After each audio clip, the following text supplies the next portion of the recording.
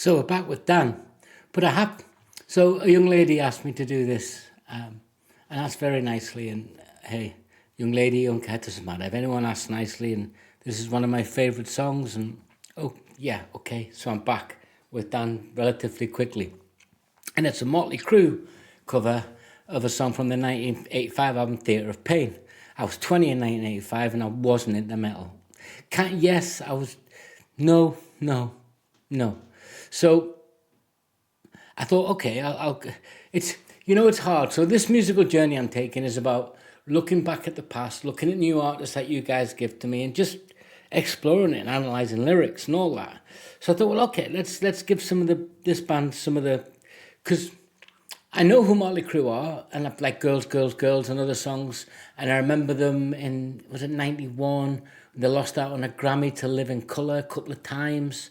But yeah, so I know they're super famous, and I know they've been around for like over 40 odd years. And I saw a TV show where they got, Tommy Lee got his bike repaired because he'd crashed it, his old favourite bike, and I kind of liked watching that without really caring. He was the drummer from Mötley Crüe.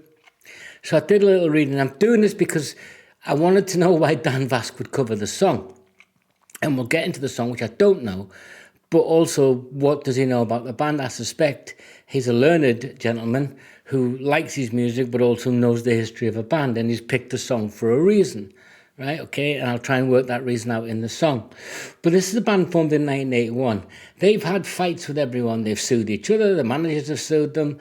They've had run-ins with Metallica and runs-in with Guns N' Roses and Godsmack, and then they've all made friends, and they've toured with Def Leppard. They've had sold over 100 million albums, plus touring and making music as of last year. And they fell out with each other, fell back in with each other, didn't tour, took hiatus, got back together again. And you may think, yeah, they were hedonism at the extreme. They were everywhere and everything, but they weren't stupid. Because I read in between the lines, they're not stupid, these guys. Yeah, they've lived that life and they did it full on. But in between all that, they managed to get one of the very few bands in music history, to get their own originals and masters back. And then later sell them to BMG. Oh, a tidy profit, I'm sure. They've released a song through, I think we're the first band to have a hit just because of a video game. So this is a band, been there, done that, drank it, done it, lived it, but stupid they weren't. And throughout it all, they've wrote songs, released albums, had number one albums, complained that Whitney Houston's record label stopped them having another number one album, as in going straight in number one. 100 million records plus. I don't care who you are, you don't do that without being talented. Listed 7 of their songs in the top 50 most influential hard rock songs of all time in certain bits.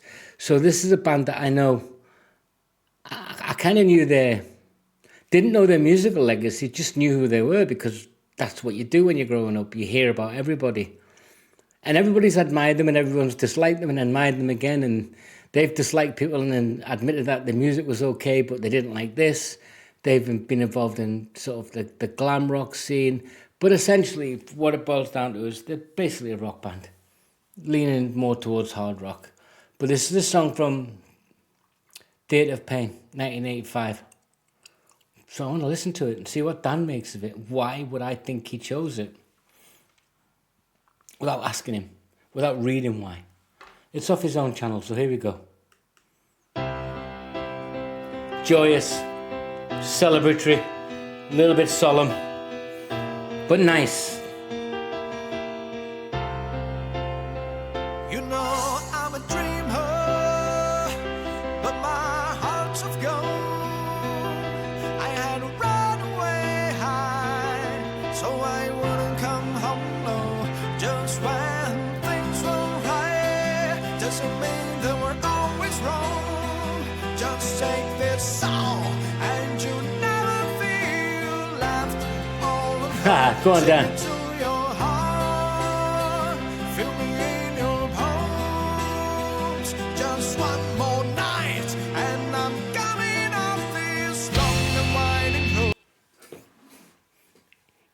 he's doing it again, and when I look at the lyrics and look at other songs he covers, yes, he's covered some, I'm sure, just because they're fun and it's what he grew up with and he wants to pay homage to them, I'm sure.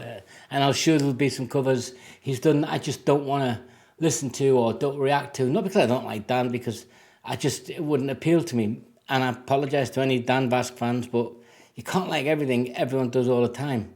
It's impossible. Otherwise, you're kind of being a little bit untruthful to yourself. But when you look at it, you know I'm a dreamer, but my heart is of gold. So there's looking for some redemption, and that would attract Dan. A story with heart and context and nuance, and clearly a band he'll know about because of their rich history, and that fits then. I had to run away high so I wouldn't come home low.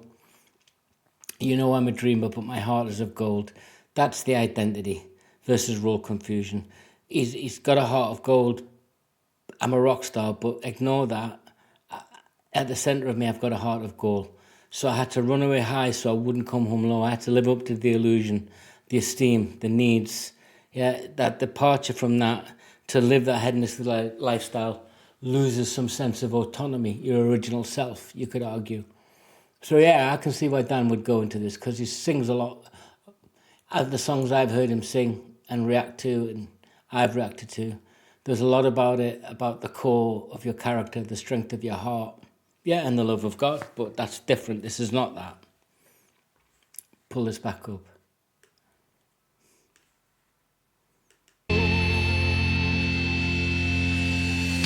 I'm on my way. I'm on my way. Home, sweet home. Oh!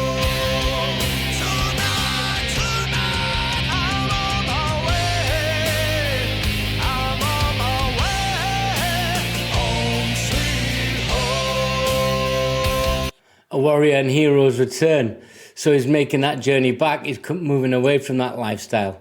Yeah, it's hope anchored in future action. Really, it's positive psychology saying, yeah, that's the beginning. I've took too many drugs. I've done too many things. Whatever. I'm not saying that's what it is, but you can read into it.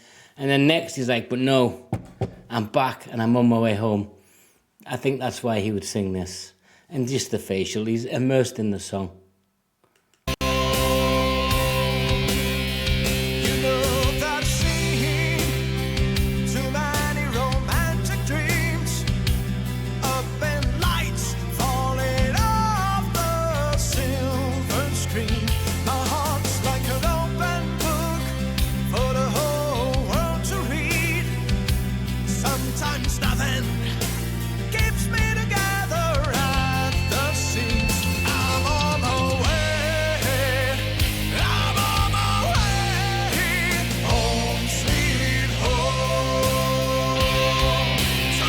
When you look at that, you know I've seen too many romantic dreams. Up in lights falling off the silver screen. My heart is like an open book. Yeah. So again, in the first verse, it was, I've got a heart of gold. Now he's reminding you, my heart's like an open book. I'm raw, I'm vulnerable, I'm open, I'm not. And all those things I've done, I think this is kind of Mötley Crüe fans let me know, and Dan VASC fans let me know if he's talked about this. But I think this is sort of a recognition, and although I know it's 85 and they'd spend the next 40 years doing exactly living the higher life, but I think this was a song of open admission. I'm flawed. Yeah. And at this, when they're doing this, it's just, my heart is like an open book, so it's basically,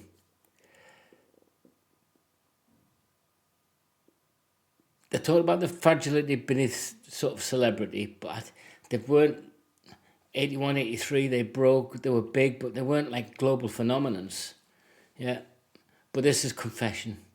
This is declaring yourself and achieving your own identity through confession. Yeah.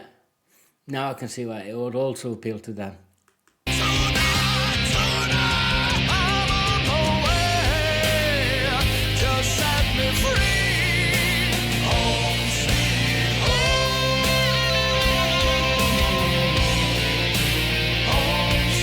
And it's a good rock ballad, power ballad, it really is.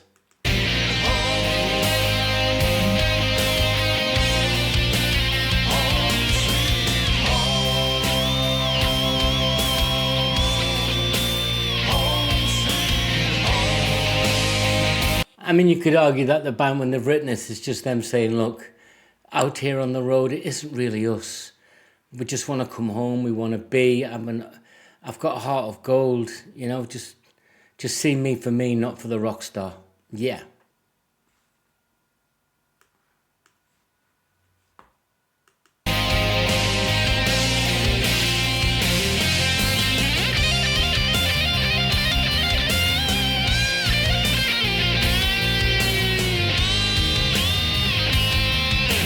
Help me out, Dan fans. Who's playing guitar? He always has class musicians.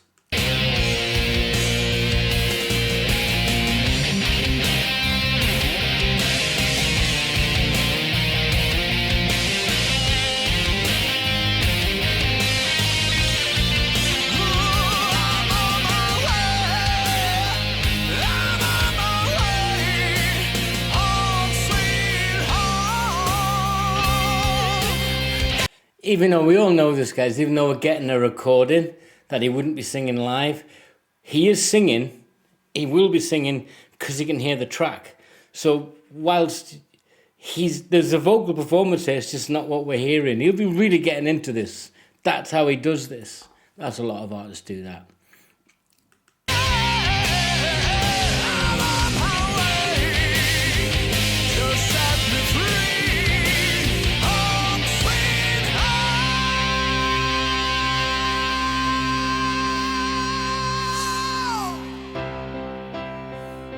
Now you're home. What do you do when you get there? There it is. Contemplation. The journey's end.